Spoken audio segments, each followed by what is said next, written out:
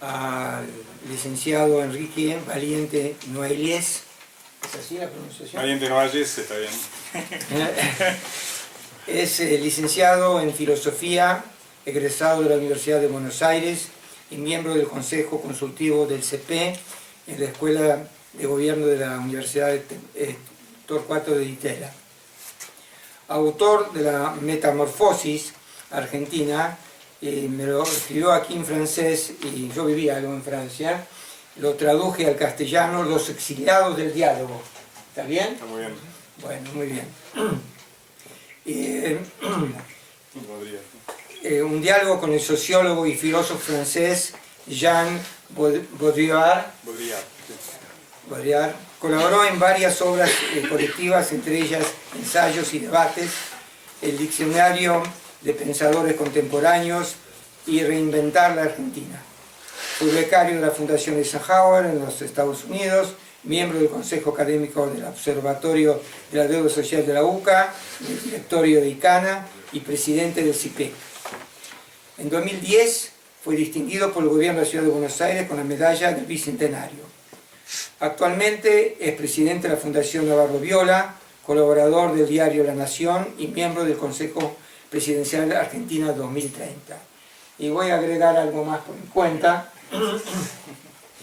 que lo conozco no únicamente como un hombre de las letras y de la filosofía, sino como un hombre involucrado en el ajedrez argentino, que lo apoya no únicamente desde su participación, sino también como un gran benefactor. Así que en nombre de los ajedrecistas del Club Argentino, muchas gracias y le doy la palabra. Gracias al ajedrez. Así que cuando me invitaron Sergio y Enrique a escribir un prólogo para esta magnífica obra, la verdad que acepté con mucha humildad y con mucho orgullo también y con mucho agradecimiento, porque yo podía tal vez aportar una visión de otro orden a lo que aquí se estaba escribiendo, que no fuera estrictamente técnica y ajedrecística, ¿no? Que es lo que intenté hacer. Así que bueno, en primer lugar, muchas gracias a los autores por esta invitación, por la invitación a escribir el prólogo y por la invitación a estar aquí esta noche. A Enrique lo conozco del Jockey Club, donde nos enseña con sus partidas, ha salido varias veces campeón en el torneo que jugamos. Sergio me envía con regularidad sus magníficos artículos, uno de los cuales el más reciente sobre Borges recomiendo muy en particular.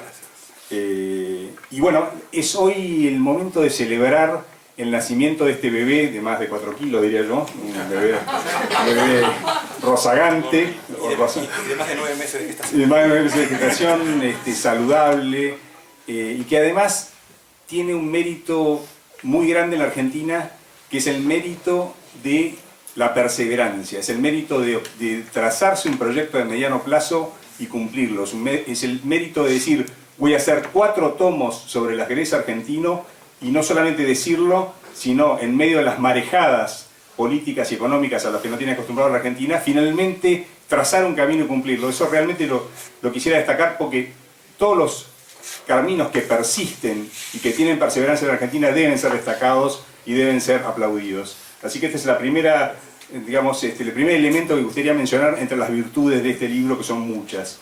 Es un libro que yo he leído con mucha fruición, un libro de enorme erudición.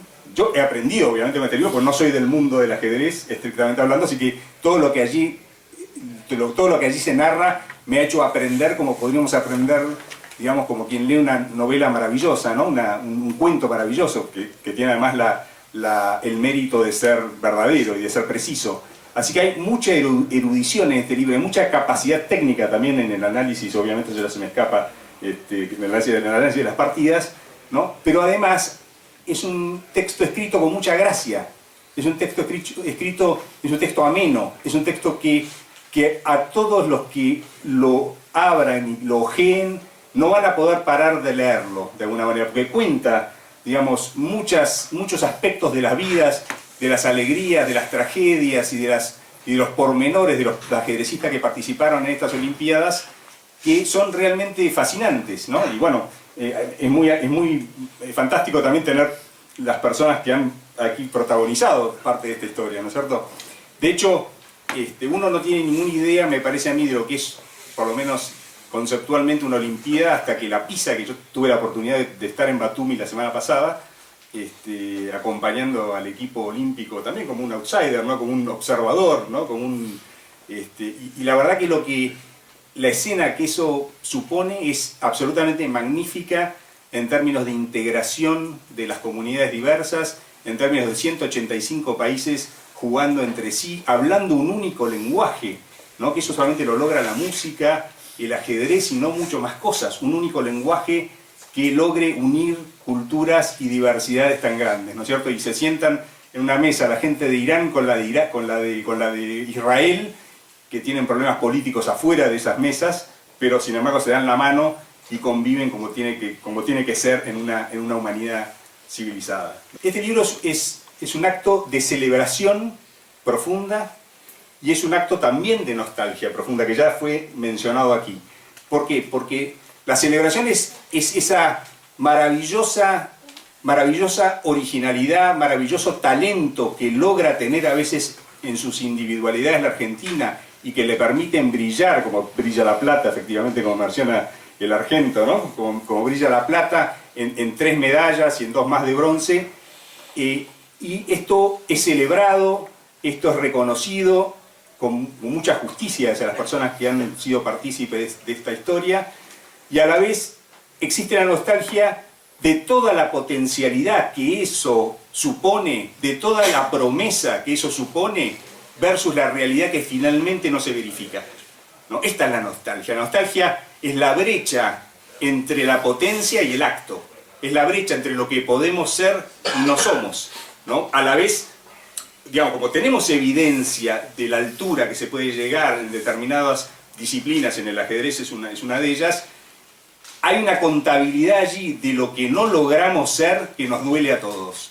Y creo que eso está presente en el libro. Está presente la celebración de lo que somos y el dolor de lo que no somos, ¿no? Me parece que esto es si quieren, un núcleo de lo que yo advierto al leer el texto, ¿no es cierto?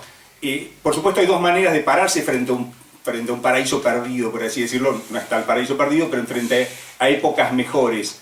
Una es una cierta actitud que podría llevar incluso a la depresión, que es ver una figura que uno no logra materializar, a pesar de que desea materializarla, u otra es la inspiración, que es lo que supone, me parece, el libro, que es decir, esto debe servir de inspiración para las generaciones futuras, para recrear situaciones no iguales, pero sí recrear la creatividad, el talento y la audacia que nos llevó tan lejos en determinados momentos, en particular entre el 50 y el 54, ¿no?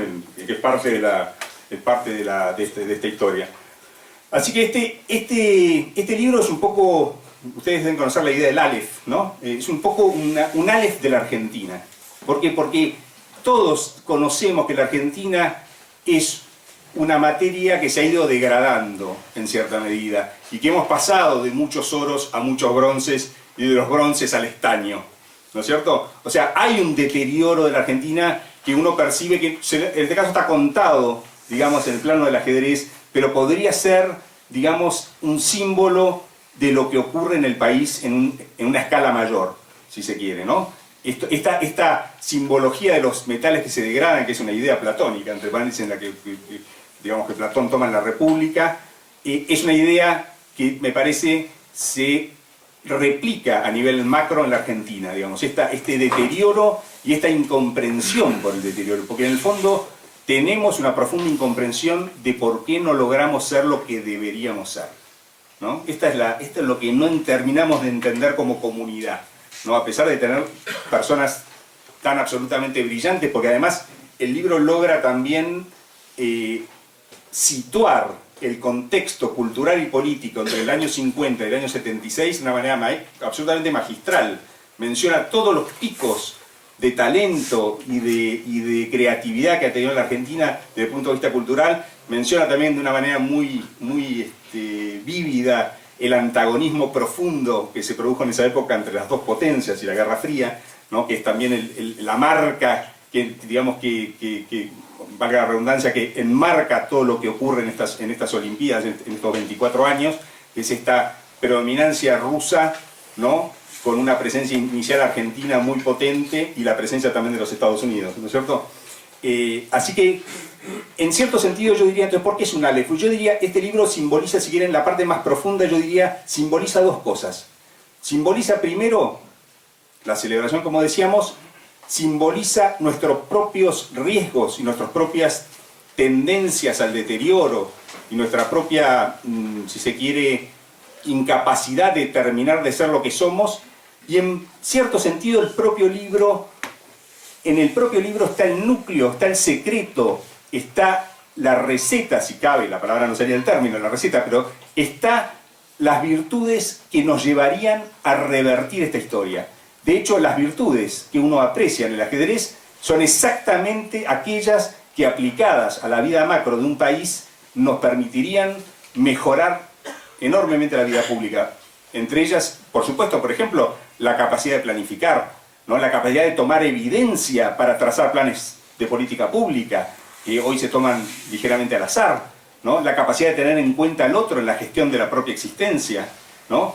Y otra cosa más que me parece a mí que es crucial en la potencialidad que tiene la Argentina de tener éxito en el futuro, que es la capacidad de modelar un carácter más maduro, ¿no? La Argentina necesita un carácter más maduro, y es lo que el ajedrez da al aprender de las derrotas, al aprender de la frustración, al aprender del fracaso, genera lo que se llama en psicología la resiliencia, es decir, salir fortalecido de la adversidad.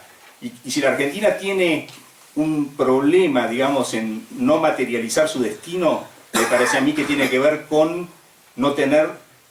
Somos un pueblo enormemente consciente de sus derechos y tenemos una hipertrofia de la noción de derecho, una atrofia de la noción de deber, ¿no? No tenemos reglas de juego claras, no tenemos una noción de lo que tenemos que aportar a la comunidad, digamos. De manera que estas virtudes latentes del ajedrez, que acá están descritas, digamos, de modo a veces implícito, a veces explícito, son el secreto y la salida a la propia problemática que está planteada.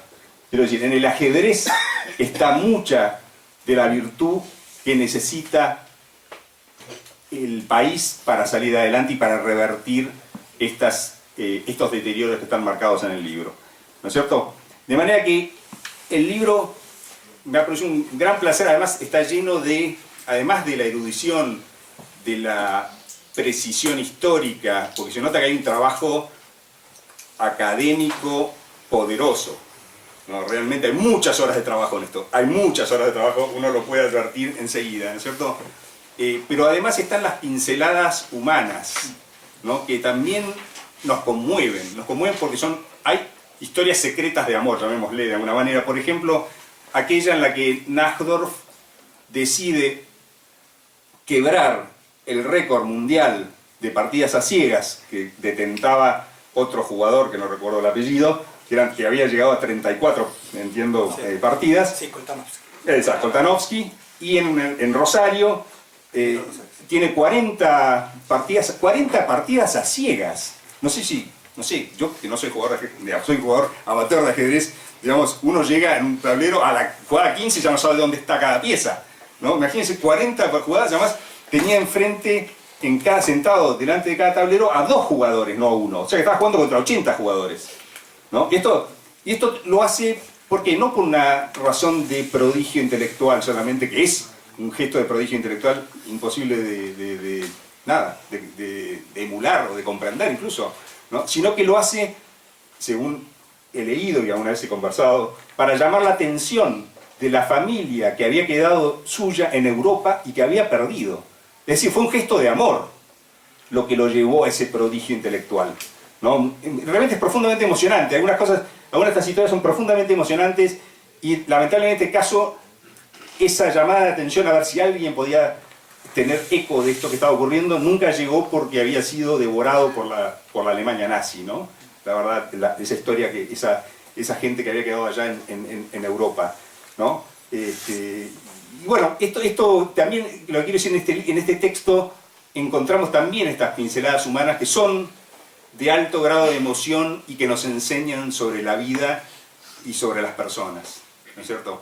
Así que celebro nuevamente la edición del libro, felicito a los autores, por supuesto a los autores, felicito a los protagonistas también que están aquí presentes, y realmente solamente puede escribirse un texto de esta naturaleza si uno tiene un profundo amor por el ajedrez. Y esto es lo que finalmente se evidencia. Así que muchas gracias por darnos la posibilidad de leer este texto.